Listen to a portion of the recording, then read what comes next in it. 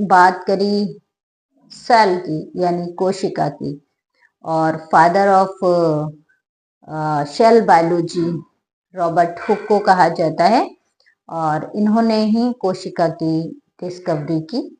अब ये जो कोशिकाएं हैं ये दो तरह की होती हैं, प्रोकैरियोटिक और यूकैरियोटिक। दोनों को ही अच्छी तरह से आपके साथ हमने शेयर किया है। प्रोकैरियोटिक में प्रिमिटिव टाइप का न्यूक्लियस पाया जाता है और इसमें 70s राइबोसोम पाए जाते हैं। यहाँ पर इसकी जो स्ट्रक्चर है वो सिंपल स्ट्रक्चर होती है। इसमें दूसरे cell organelle, mitochondria, endoplasmic reticulum, chloroplast इत्यादि एब्सेंट होते हैं। जबकि जो यूकैरियोटिक सेल है ये स्ट्रक्चर में थोड़ी सी कॉम्प्लेक्स होती है और इसमें 80s टाइप के राइबोसोम पाए जाते हैं। साथ ही इन सेल्स में क्लोरोप्लास्ट, माइटोकॉन्ड्रिया, एंडोप्लाज्मिक रेटिकुलम ये सभी सेल ऑर्गेनल प्रेजेंट होते हैं। और जो यूकैरियोटिक सेल्स है इसमें वेल डेवलप्ड न्यूक्लियस पाया जाता है, पूर्ण विकसित न्यूक्लियस पाया जाता है।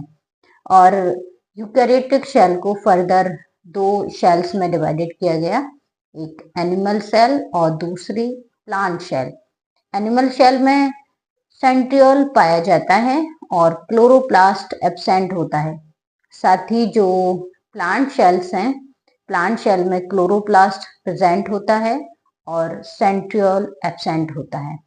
इसके बाद हमने बात करी सेल ऑर्गेनल यानी न्यूक्लियस की, और न्यूक्लियस की जो डिस्कवरी है उसे रॉबर्ट ब्राउन ने डिस्कवर किया। ये देखिए सेल को रॉबर्ट हुक ने, लेकिन न्यूक्लियस यानी जो केंद्रक है, केंद्र की जो खोज है वो रॉबर्ट ब्राउन के द्वारा की गई।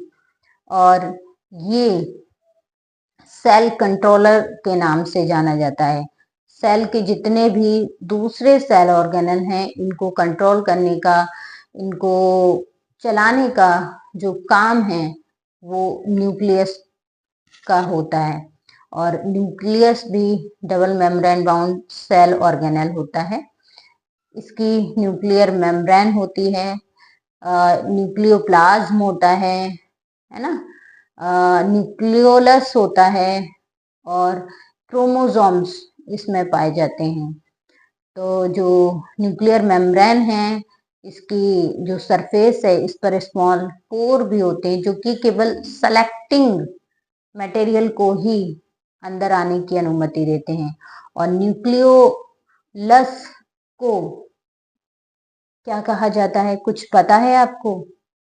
फैक्ट्री ऑफ राइबोसोम न्यूक्लियोलस को कहा जाता है। वीडियो को लाइक और चैनल को सब्सक्राइब करते रहिए।